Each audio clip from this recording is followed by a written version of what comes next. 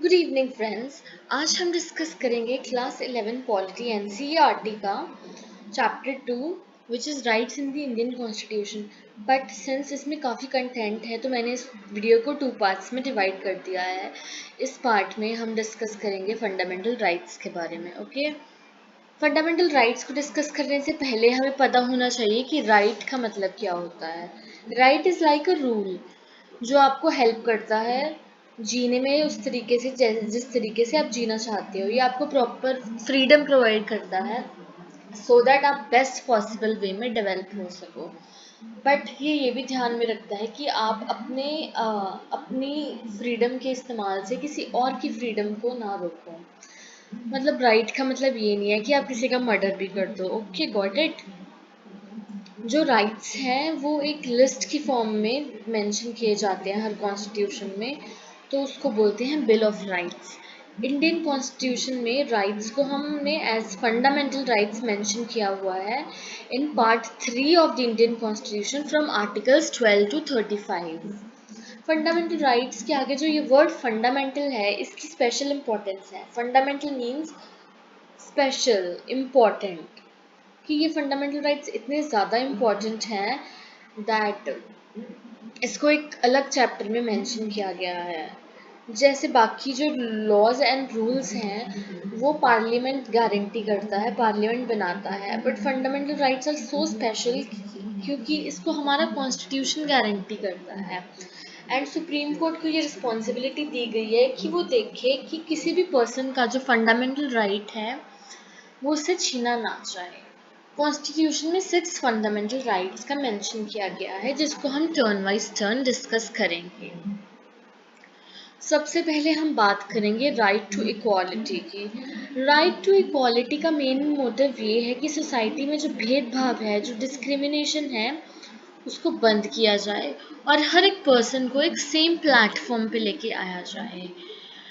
Article 14 बात करता है equality before law and equal protection of law.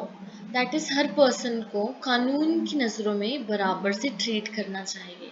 But इसमें 2 टर्म्स हैं, equality before law and equal protection of law. ये दोनों आपस में काफ़ी डिफरेंट है तो हम इसको डिस्कस कर लेते हैं।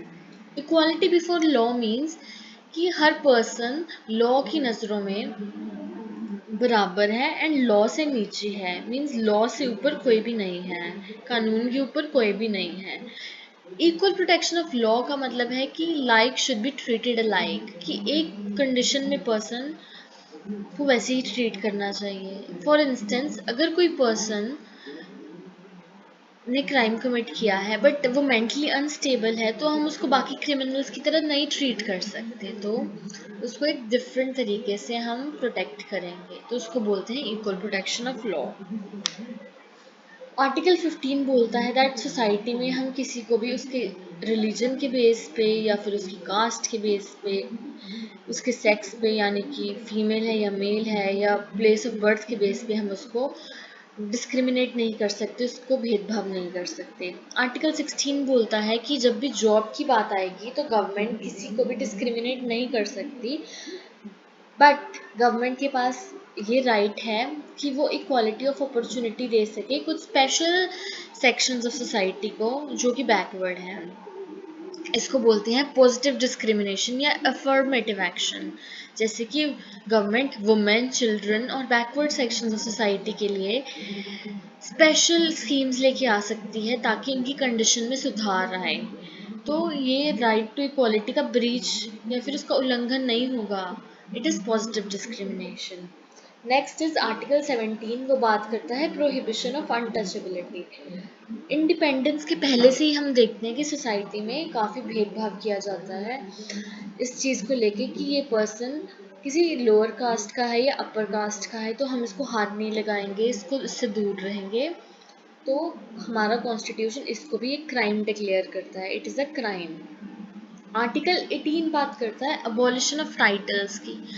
इंडिपेंडेंस के पहले ब्रिटिशर्स क्या करते थे कि वो टाइटल्स दे देते थे, जैसे कि किसी को राजा का दे दिया, महाराजा का दे दिया। तो कॉन्स्टिट्यूशन ने ऐसे टाइटल्स पे बैन लगा दिया है, बट मिलिट्री टाइटल्स को अब भी दिया जा सकता है, जैसे कि कर्नल, कमांडर एक्सेट्रा, और एकेडमिक टाइटल्स भी दिए जा सकते हैं, यानी कि डॉक्टर। ठीक है। राइट टू इक्वालिटी के बाद हम बात करते हैं राइट टू फ्रीडम की। Right to equality and right to freedom एक दूसरे के बिना एग्जिस्ट नहीं कर सकते, ये कॉम्प्लीमेंट्री है। ये इनकी बात हम करते हैं from article 19 to 22। Article 19 6 fundamental freedoms की बात करता है। Freedom of speech and expression, यानी कि हमारे पास पूरा पूरा अधिकार है कि हम अपने मन की बात दूसरों के आगे कर सके। फिर हमारे पास असेंबली का फ्रीडम है, मतलब हम कहीं भी ग्रुप बना के मिल सकते हैं। फिर हमारे पास ये राइट है कि हम एसोसिएशंस यानी कि यूनियंस बना सकें, हम जैसे कि स्कूल में बना लेते हैं स्टूडेंट यूनियन, टीचर्स यूनियन। फिर उसके बाद फ्रीडम ऑफ मूवमेंट, यानी कि हम पूरी कंट्री में कहीं भी आ जा सकते हैं, घूम सकते हैं एंड कहीं भी सेटल हो सकते हैं। लास्टली हम अपनी मनपसंद का प्रोफेशन जॉब कर सकते हैं। इस ये हमें 6 फंडामेंटल फ्रीडम्स दिए गए हैं अंडर आर्टिकल 19। आर्टिकल 20 है protection in case of conviction of offences, यानी कि जब भी किसी मुजरिम नहीं सॉरी, जब भी हम किसी भी केस का ट्रायल चल रहा होता है कोर्ट में, तो जिस पर्सन के अगेंस्ट वो केस चल रहा होता है, ये देखा जाने के लिए कि उसके साथ कोई डिस्क्रिमिनेशन ना हो, ये आर्टिकल काम में आता है। इस आर्टिकल में बोला गया है कि कोई भी पर्सन को सेम क्राइम के लिए एक से ज़्यादा बार पनिश नहीं किया जा सकता। ओके। नेक्स्ट इज कि कोई भी लॉ को हम बैक डेट से लीगल डिक्लेयर नहीं कर सकते। फॉर एग्जांपल सपोज करो अगर गवर्नमेंट ने आज लॉ बना दिया कि मोबाइल में वीडियो बनाना इज़ इलीगल, तो आज अगर 23 ऑफ अगस्त है, तो जिसने 22 ऑफ अगस्त तक वीडियोस बनाई उसको हम जेल में डाल के पनिशमेंट नहीं दे सकते, बट जो 24 ऑफ अगस्त से बनाएगा उसको हम जेल में डाल के पनिशमेंट देंगे। ठीक है, तो कोई भी ऐसे चीज़ को हम बैक डेट में लीगल डिक्लेयर नहीं कर सकते according to this article. Lastly किसी भी पर्सन को मजबूर नहीं किया जा सकता कि वो खुद के अगेंस्ट गवाही दे। Okay, we will move on to article 21। Article 21 सबसे ज़्यादा इम्पॉर्टेंट आर्टिकल है पूरे कॉन्स्टिट्यूशन का। It is protection of life and it is protection of life and personal liberty, कि हमारी लाइफ हमसे कोई भी नहीं छीन सकता। जो protection of life and liberty वाला आर्टिकल है उसका मीनिंग बहुत ज़्यादा इलेबरेट एक्सपैंड हो गया है over the years, because different different judgement ने, सुप्रीम कोर्ट ने इसमें बहुत सारी चीज़ें ऐड करी हैं। रिसेंटली गवर्नमेंट सुप्रीम कोर्ट ने बोला है कि जो राइट टू प्राइवेसी है, राइट टू प्राइवेसी है, it is also fundamental right under this article. उसके अलावा अच्छे एनवायरनमेंट में रहने का राइट, सफाई में रहने का राइट, डिग्निटी से जीने का राइट, ये सब राइट टू लाइफ के अंदर कंसीडर किए जाते हैं। ओके। फिर हम एक स्पेशल आर्टिकल की बात करेंगे, स्पेशल फंडामेंटल राइट की बात करेंगे, जो कि आर्टिकल 21 ए के तहत मेंशन्ड है हमारे कॉन्स्टिट्यूशन में। ये 2002 में ऐड किया गया था। इस आर्टिकल में लिखा है कि जो भी बच्चे 6 to 14 ईयर्स की एज ग्रुप में आते हैं उनको फ्री एजुकेशन मिलनी चाहिए, फ्री एंड कंपलसरी एजुकेशन मिलनी चाहिए। हमें एक चीज़ ध्यान में रखनी है फ्रेंड्स, कि जो ये फ्रीडम्स हमें दी जाती हैं तो वो एब्सोल्यूट नहीं है, यानी कि वो अनलिमिटेड नहीं है। कुछ स्पेशल कंडीशंस, कुछ स्पेशल सिचुएशन में इन पे रिस्ट्रिक्शन लगाई जा सकती हैं। जब भी गवर्नमेंट को ऐसे लगता है कि पब्लिक ऑर्डर यानी कि पीस डिस्टर्ब हो रही है, किसी जगह पे दंगे फसाद हो सकते हैं, तो वो हमारे फ्रीडम ऑफ मूवमेंट पे, यानी कि एक जगह से दूसरी जगह जाने पे, या फ्रीडम टू फॉर्म एसोसिएशन में कि ग्रुप्स बनाने के राइट को, या फिर फ्रीडम ऑफ असेंबली, एक जगह पे काफ़ी लोग इकट्ठा होने को, ये सबको रिस्ट्रिक्ट कर देती हैं। तो हमारी फ्रीडम्स रिस्ट्रिक्टेड हैं, they are not absolute, they are not unlimited. Okay. फिर लास्ट में है article 22, protection against arrest and detention. इसमें ये है दैट कोई भी पर्सन को बिना रीज़न के अरेस्ट नहीं किया जाएगा एंड अगर वो अरेस्ट किया गया है तो उसके 24 आवर्स के अंदर अंदर उसको डिस्ट्रिक्ट मजिस्ट्रेट के आगे प्रेजेंट किया जाए। बट इस राइट का भी एक रिस्ट्रिक्शन है जिसको बोलते हैं preventive detention. Preventive detention means अगर गवर्नमेंट को लगता है कि कोई भी पर्सन फ्यूचर में कोई ऐसी इलीगल एक्टिविटी कर सकता है, सिर्फ शक के आधार पे गवर्नमेंट इसको जेल में डाल सकती है। ओके, जैसे हमें लगता है कि ये पर्सन हम टेररिस्ट एक्टिविटीज़ में इन्वॉल्व हैं, सिर्फ हम उसको शक के आधार पे पकड़ के जेल में डाल सकते हैं under this article. Now we will discuss about right against exploitation. ये राइट बात करता है ह्यूमन ट्रैफिकिंग और फोर्स्ड लेबर को रोकने के लिए। ह्यूमन ट्रैफिकिंग मीन्स कि लोगों को बेचा जाता है, एक जगह से दूसरी जगह बेच दिया जाता है, तो ये आर्टिकल उसको भी क्राइम डिक्लेयर करता है। फोर्स्ड लेबर मीन्स किसी को धक्के से हम काम करवा रहे हैं, तो ये आर्टिकल उसको भी क्राइम डिक्लेयर करता है। आर्टिकल 24 बोलता है कि कोई भी बच्चा 14 इयर्स से कम हो तो हम उसको हैजर्डस कंडीशंस में, यानी कि फैक्ट्रीज में जहाँ पे बहुत डेंजरस कंडीशंस है, तो हम उसको ऐसी जगह पे काम नहीं करवा सकते। It is illegal.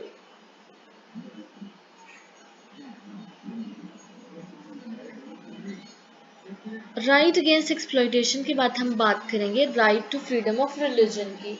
Right to freedom of religion article 25 से 28 में मैंशनड है।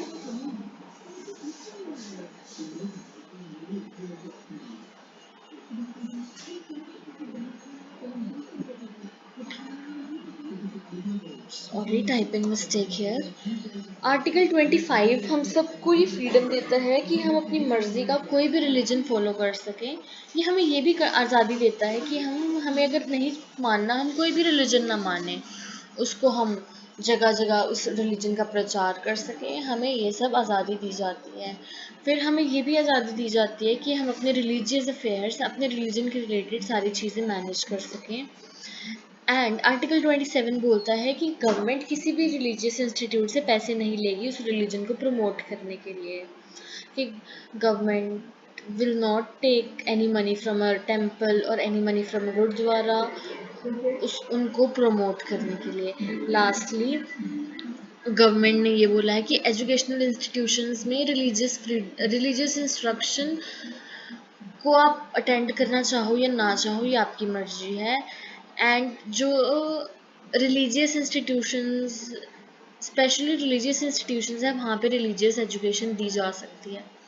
फॉर एग्ज़ाम्पल, इसका मतलब ये है कि अगर किसी कॉलेज में कोई भी रिलीजियस सेरेमनी हो रही है तो वहाँ के स्टूडेंट्स के पास ये राइट है कि उनको अटेंड करना है करें, नहीं करना ना करें। It is completely up to them. Religion की बात कर ही रहे हैं तो यहाँ पे इसमें सेक्युलरिज्म का कॉन्सेप्ट बहुत इंपॉर्टेंट है। सेक्युलरिज्म का मतलब सिंपल वर्ड में समझा जाए तो मतलब है सेपरेशन फ्रॉम रिलीजन, कि रिलीजन से कंप्लीट डिस्टेंस। वेस्टर्न कंट्रीज में सेक्युलरिज्म का मतलब डिफरेंट है एंड इंडिया में सेक्युलरिज्म का मतलब डिफरेंट है। वेस्ट में इसको नेगेटिव वे में लिया जाता है कि स्टेट और रिलीजन में कोई इंटरफेरेंस नहीं होगा, वो कम्प्लीटली सेपरेट हैं। जबकि इंडिया में ऐसा नहीं है। इंडिया में ये है कि स्टेट, यानी कि इंडिया का खुद का कोई रिलीजन नहीं है, गवर्नमेंट सब रिलीजन को इक्वली ट्रीट करती है, बट कुछ कंडीशन में जब स्टेट को इंटरफेयर करना पड़े रिलीजियस मैटर्स में, वो करेगा। जैसे कि हम देखते हैं दैट अगर गवर्नमेंट को लगे यहाँ पे कोई रिलीजियस ऐसी एक्टिविटी होने वाली है जिससे दंगे फसाद भड़क सके, तो गवर्नमेंट उसको स्टॉप कर देता है। तो इस तरीके में इंडिया में सेक्युलरिज्म का concept is positive, okay, and west में it is a negative concept. Next है कल्चरल एंड एजुकेशनल राइट्स। ये माइनॉरिटीज़ की बात की गई है इसमें। माइनॉरिटीज़ का मतलब है वो सेक्शन ऑफ पॉपुलेशन जो कि कम संख्या में इंडिया में है। लाइक इंडिया में 80% लोग एटलीस्ट हिंदुज़म को फॉलो करते हैं, तो जो बाकी रिलीजन के लोग हैं हम उसको माइनॉरिटीज़ कंसिडर करते हैं। माइनॉरिटीज लैंग्वेज के बेस पे भी होती है, मीन्स जो लैंग्वेज बोलने वाले लोग कम हैं, यानी कि जो इंडिया में कम लैंग्वेज बोली जाती हैं, तो वो भी माइनॉरिटी लैंग्वेज के बेस पे है। तो ये वाला जो आर्टिकल 29 है ये उन माइनॉरिटीज़ को प्रोटेक्ट करने के लिए है, एंड आर्टिकल 30 उन माइनॉरिटीज़ को इतनी आज़ादी दे सकता है कि वो खुद के एजुकेशनल इंस्टीट्यूट यानी कि स्कूल कॉलेजेस ओपन कर सकें। अब हम सबसे इम्पोर्टेंट आर्टिकल डिस्कस करने वाले हैं, right to constitutional remedies, article 32। इसके बिना बाकी फंडामेंटल राइट्स का कोई मतलब नहीं है। इसको डॉक्टर बी आर अम्बेडकर ने बोला है heart and soul of the Indian constitution. ये देखने के लिए कि हमारा कोई भी फंडामेंटल राइट्स हमसे छीना ना जाए, तो हमारे कॉन्स्टिट्यूशन में right to constitutional remedies mention किया गया है। अगर किसी भी पर्सन का कोई भी कॉन्स्टिट्यूशनल राइट, कोई भी फंडामेंटल राइट उससे छीना जाता है, तो हम सुप्रीम कोर्ट या फिर हाई कोर्ट के पास जा सकते हैं। And supreme court and high court को इतनी पावर दी गई है कि वो कुछ स्पेशल रिट्स इशू कर सकें। Writs are like piece of paper documents, different conditions में डिफरेंट रिट्स इशू कर सके ताकि हमारे राइट्स हमसे छीने ना जाए। तो अब हम डिस्कस करेंगे ये रिट्स है क्या। सबसे पहले it is writ of habeas corpus. Habeas corpus का मतलब है to have the body of, मतलब अगर किसी पर्सन को बिना किसी रीज़न के जेल में डाला गया है तो उसको छोड़ दिया जाए। सबसे पहले ये बताया जाए कि किसी पर्सन को जेल में डाला है तो डाला क्यों है। ठीक है, हम किसी को इलीगली बिना किसी रीज़न से ऐसे जेल में नहीं डिटेन कर सकते। नेक्स्ट है मैंडेमस, मतलब वी कमांड। इसमें कोर्ट ये ऑर्डर देता है कि पर्सन, जिसको भी ये ऑर्डर दिया जाता है कि आप अपनी ड्यूटी करने में फेल हो चुके हो, आपको ये काम दिया गया था, ये आपकी ड्यूटी है, आपको ऐसा करना है, बट आपने नहीं किया, तो हम आपको कमांड करते हैं कि अपना काम करो। तो prohibition is next. Prohibition and mandamus एक दूसरे से कम्प्लीटली ऑपोजिट है। जबकि मैंडेमस बोलता है कि अपना काम करो, प्रोहिबिशन बोलता है कि stop. High court lower court को बोलता है कि स्टॉप, आप ये काम नहीं कर सकते, आपको इतनी कॉन्स्टिट्यूशन में आज़ादी नहीं दी गई है, आप अपनी पावर को एक्सीड करके ये काम कर रहे हो, तो स्टॉप। नेक्स्ट है रिट ऑफ क्यो वारंटो। क्यो warranto means by what authority, कि आप किसी पब्लिक ऑफिस में कोई जॉब कर रहे हो तो आपकी क्या अथॉरिटी है वो जॉब कर रहे हो आप। लाइक अगर कोई किसी पब्लिक ऑफिस में एक ऑफिस रैंक पे है तो हम आउट ऑफ क्यूरियोसिटी भी सुप्रीम कोर्ट के पास जा सकते हैं और उनको बोल सकते हैं कि हमें बताओ कि ये पर्सन ऐसे ऐसे क्यों है इस पोस्ट पे, हमें जानना है। तो सुप्रीम कोर्ट ये रिट इशू करता है और उस पर्सन को बोलता है कि अपनी क्वालिफिकेशन बताओ कि तुम्हारी क्या अथॉरिटी है जो तुम इस सीट पे बैठे हो। लास्ट है certiorari. Certiorari means to be certified that और टू बी इन्फॉर्म दैट, कि आपको ये इन्फॉर्म किया जाता है कि ये जो कोर्ट है, सॉरी, ये जो केस है ये आप हमें ट्रांसफ़र कर दो। मतलब हायर कोर्ट लोअर कोर्ट को बोलता है कि आप ये केस हमें ट्रांसफ़र कर दो। प्रोहिबिशन में होता है कि स्टॉप। सर्शियोरेरी में ये होता है कि हमें ट्रांसफ़र कर दो। ठीक है, I hope these writs are clear to you. बाकी का हम नेक्स्ट पार्ट में डिस्कस करेंगे। Thank you so much for watching. And अगर आपको कोई भी डाउट्स हैं तो आप मुझे इस ईमेल आईडी पे मेल कर सकते हो। And yes, do like share and subscribe. Thank you.